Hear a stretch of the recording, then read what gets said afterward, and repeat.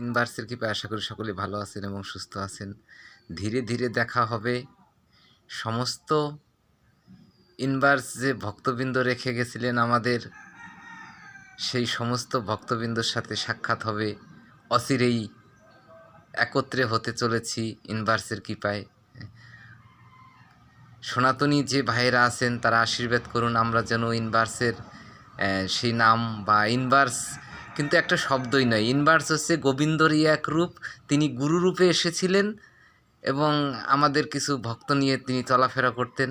হ্যাঁ, তিনি আজকে মহাকাশে গেছে এবং গুরু তো ইউনিভার্স রূপে পৃথিবীতে আসে, ধরায় অবতার রূপে বারবার আসবে। তিনি কথা দিয়ে গেছিলেন এবং তিনি বারবার আসবেন ভবিষ্যতেও, এই কথাও তিনি দিছেন।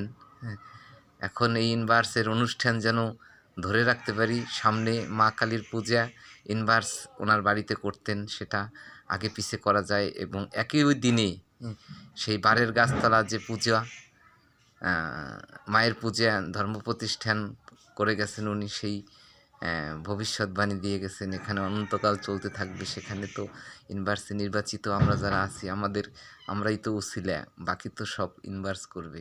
হরে কৃষ্ণ, দেখা হবে পরের ভিডিওতে।